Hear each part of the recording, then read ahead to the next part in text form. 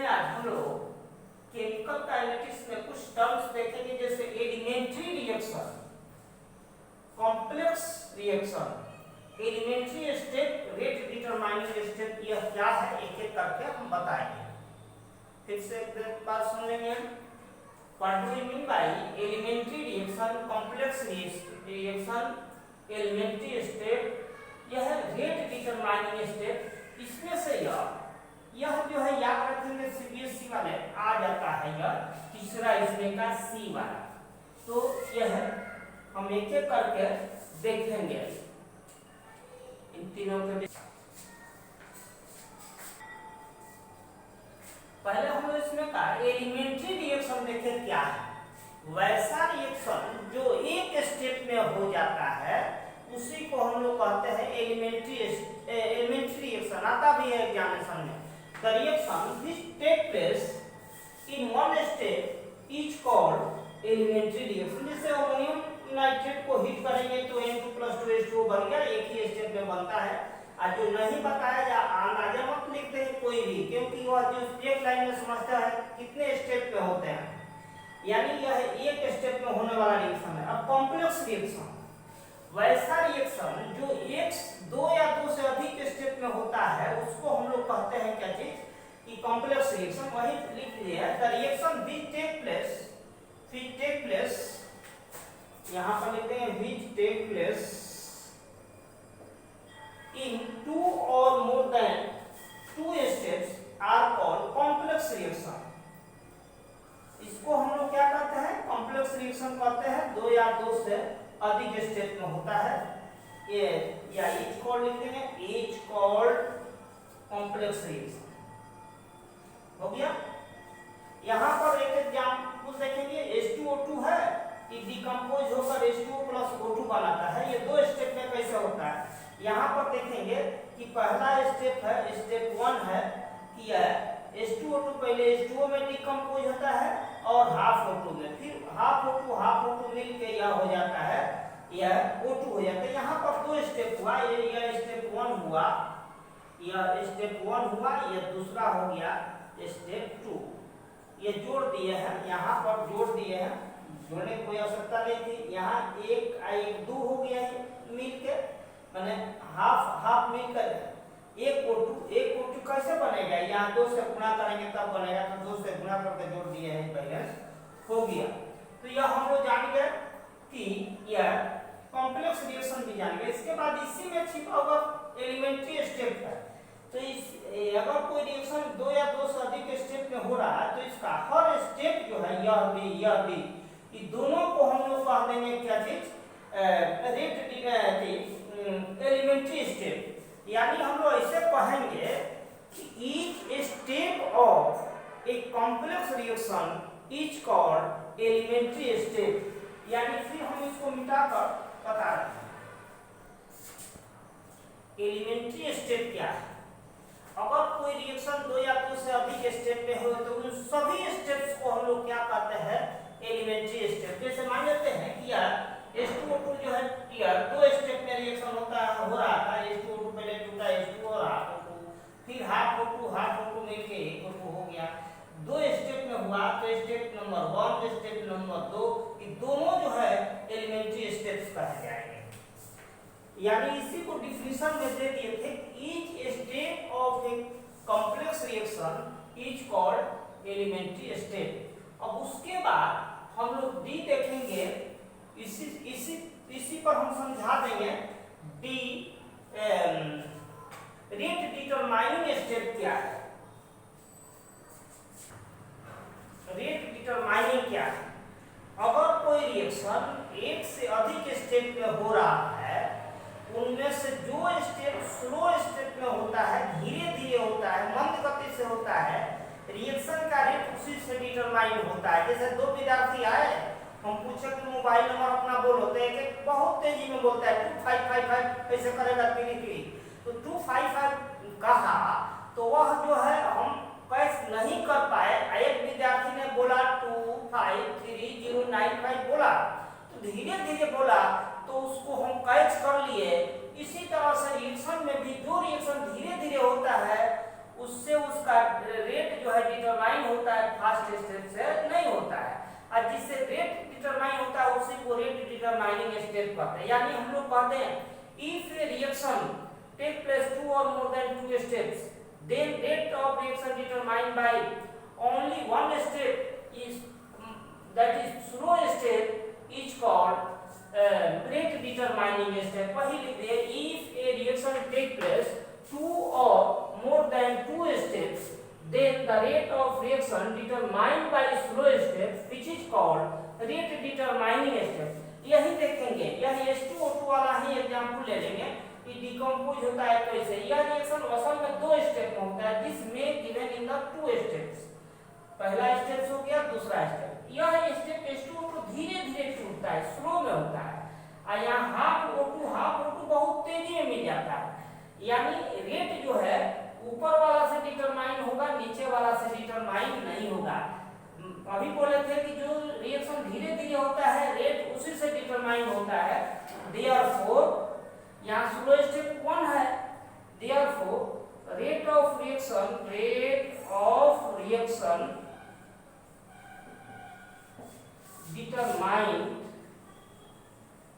Determined by कौन slow step माने 1 माने स्टेप 1 माने स्लो स्टेप जो है इसी से हम डिटरमाइन करेंगे। दैट इज यानी R बराबर हो गया K इंटू यहाँ पर H2O2 इस तरह से L का पावर 1 यानी फर्स्ट ऑर्डर का हो गया। यह सही में यह इस तरह से बैलेंस में अगर हम दिखाए होते, इस तरह से दिखा दिए होते, यहाँ देखने के लिए 2 दिखाई पड़ता है, लेकिन इसका ऑर्डर ऑफ रिएक्शन यही कारण है कि 1 आ जाता है। यानी इसका ऑर्डर ऑफ रिएक्शन क्या हो जाएगा, order of reaction equal to 1 हो जाता है। आपको यही दिए थे ऑर्डर ऑफ रिएक्शन 1 वाला में एक एग्जांपल यह भी दिए थे फर्स्ट ऑर्डर का।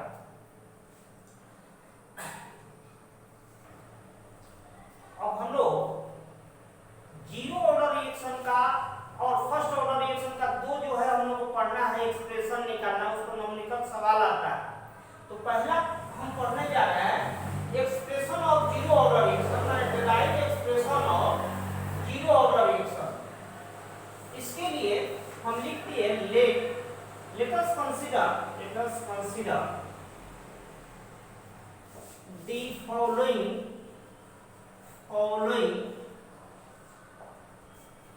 zero order reaction, इस तरह से यह हम बना दिए हैं R2P रिएक्टेंट से प्रोडक्ट मान लिए। शुरू में T बराबर 0 हो, समय 0 हो, तो इसका कंसंट्रेशन हम मान लिए हैं R, ऐसे R लिख दिए।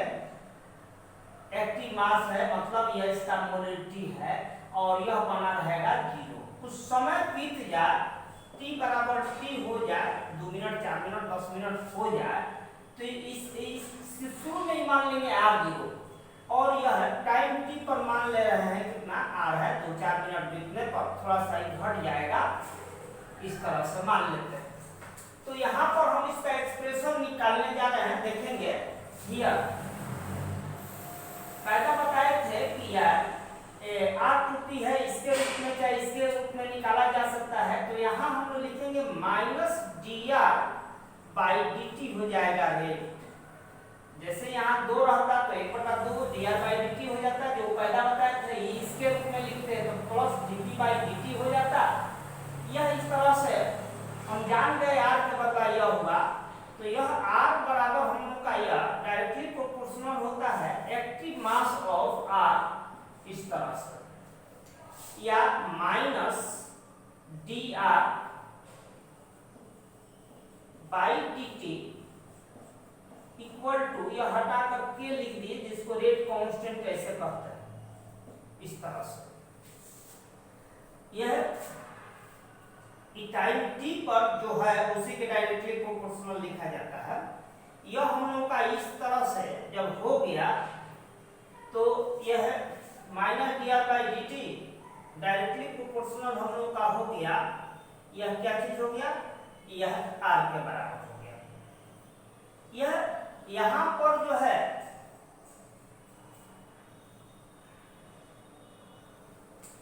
यह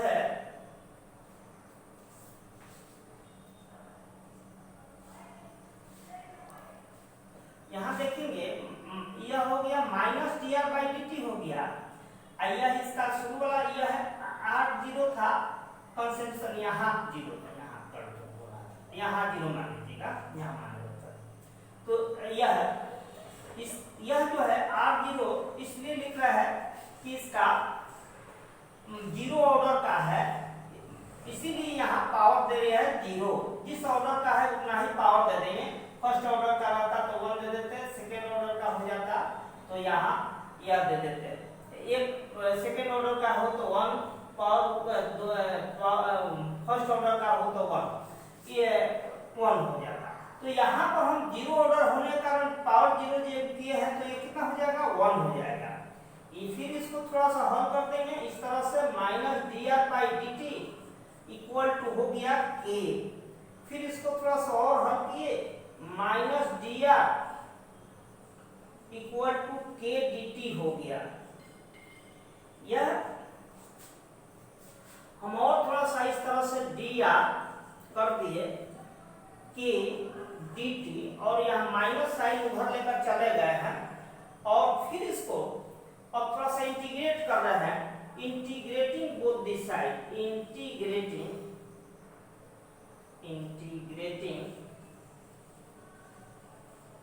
both the sides। तो यह हो गया डी आर माइनस के डी टी। यह याद दिला दे रहा है, कैलकुलस का इस तरह से फॉर्मूला होता है, dx लिखा हो इस तरह से इंटीग्रल dx तो x हो जाता है। यह फॉर्मूला हो गया, याद कर लेंगे, इस तरह से फॉर्मूला हो गया, मिलेगा। तो यहाँ पर देखेंगे कि यह किए है तो यह x की जगह यह है तो यह कितना हो जाएगा, r इक्वल टू माइनस के। इसी फॉर्मूला के अनुसार इंटीग्रल dt के बदला यह हो गया t। इंटीग्रेशन जब हो जाता है यहाँ तो c लिखते हैं, 1 नंबर हो गया। और c का वैल्यू निकालते हैं, इनिशियल जो है इनिशियल स्टेट से c का वैल्यू निकालते हैं। इनिशियल स्टेट का मतलब होता है जब t बराबर 0 हो, if t equal to 0 then t 0 हो तो इस r का वैल्यू जो है, r कितना था उस समय, 0 वैल्यू पर r का मान कितना था, r0 दिया हो। यहाँ पर जब t का वैल्यू 0 रख रहे हैं तो यहाँ r का जगह क्या हो जाएगा, r0 इक्वल टू माइनस के। t का वैल्यू कितना लिए हैं अभी, 0, 80 हो गया यहाँ, इसलिए r0 इक्वल टू हो गया कितना, c। इस c का वैल्यू यहाँ ले जाकर हम लोग रखते हैं।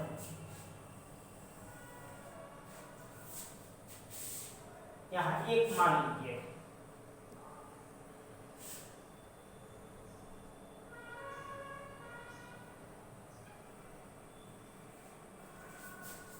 यहाँ 1 माने हुए, 1 में c का मान रख दे रहा है। पुटिंग द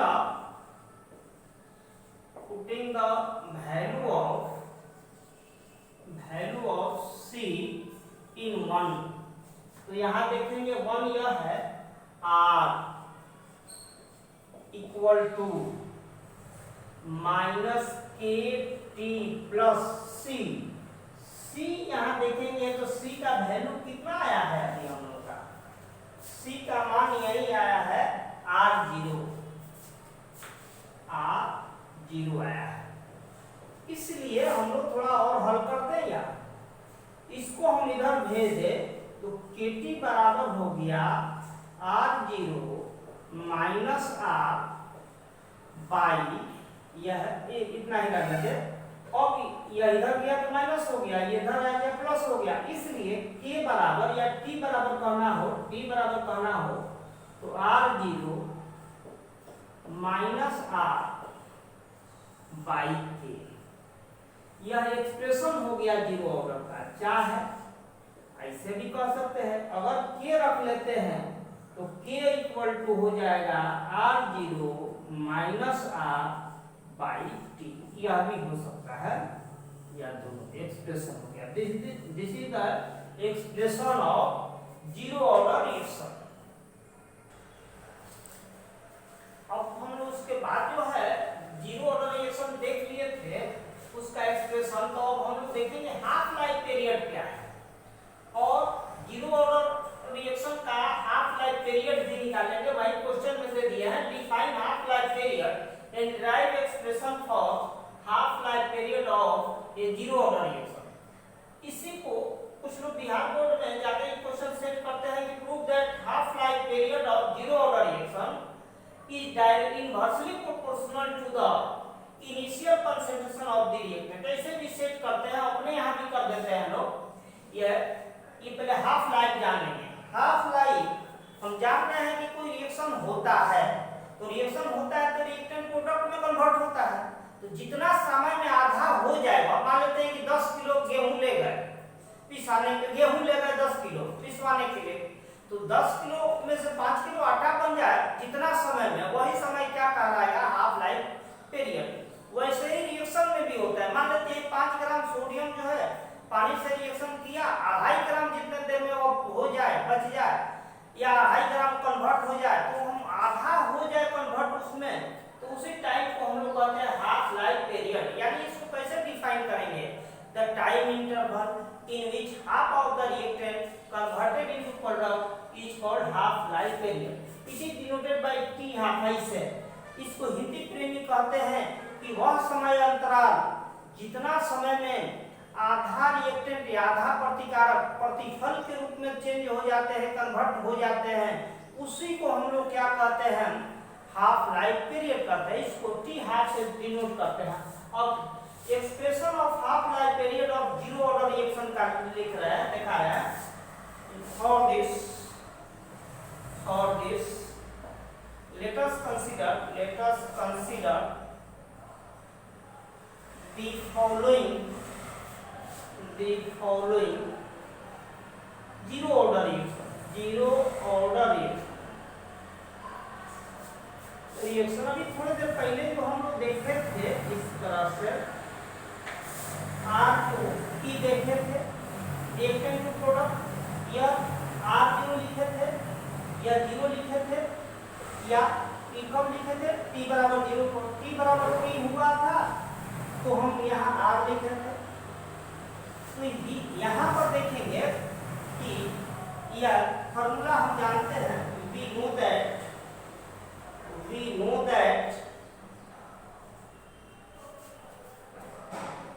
T बराबर में थोड़ी देर पहले देखे थे R0 माइनस R बाई के देखे, अभी इसके लिए निकाले थे, माने फॉर जीरो ऑर्डर रिएक्शन इतना हमको मिला था।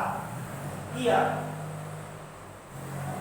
इफ T का मान T हाफ कर दिया जाए, देन R जो है R, यह R कितना हो जाएगा, T हाफ का मतलब हुआ कि वैसा समय जितना देर में आधा रिएक्टेंट प्रोडक्ट में चेंज हो जाए, तो उस समय R का वैल्यू R0 का आधा हो जाएगा, यानी R0/2। यह डिफिनेशन में अभी बोले हुए थे कि इतना समय जितना समय में यह आधा कन्वर्ट हो जाता है उसी को हाफ लाइफ करना कहते हैं। तो T का मान T हाफ किए तो R का मान R0/2 हो गया। देयरफॉर देखेंगे यहाँ पर तो यहाँ पर इस फार्मूला के लिए T के लिए T हाफ कर दिए, इक्वल टू हो गया R0 माइनस R0 बाई कितना 2 बाई K इक्वल टू हम लोग का हो गया, एक में से एक R0 में से आधा गया तो आधा बच गया, यानी एक 1/2 R0 यहाँ हम लोग का बच गया। अब y कितना k, तो k यहाँ लिखते रहे इतना k। तो यह देखेंगे यहाँ ले चलते लिखते हैं, यही हम लोग का एक्सप्रेशन हो गया। टी हाफ का क्या हो गया एक्सप्रेशन हो गया 1/2k इंटू r0 इस तरह से, यह हम लोग का एक्सप्रेशन हो गया। इसी एक्सप्रेशन को थोड़ा यहाँ ले चलते हैं समझाने के लिए। यहाँ देखेंगे टी हाफ इक्वल 1/2k जो आया था 2k, यह इतना बराबर k डैश मान लिए से कांस्टेंट हो जाएगा बराबर कांस्टेंट, तो यह हम k डैश मान लिए k डैश इंटू r0 लिख दिए r0, और फिर जो है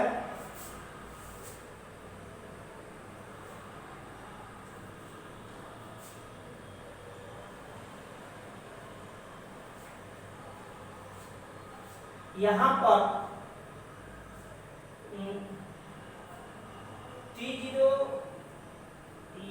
टी हाफ डायरेक्टली प्रोपोर्शनल हो गया यह R0 का।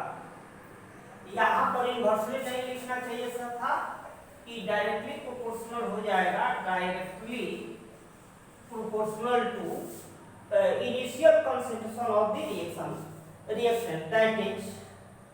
that is half life period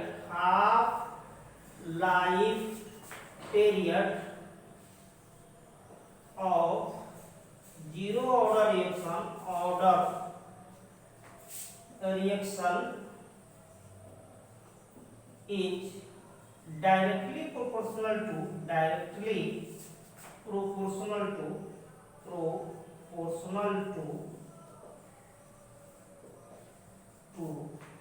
the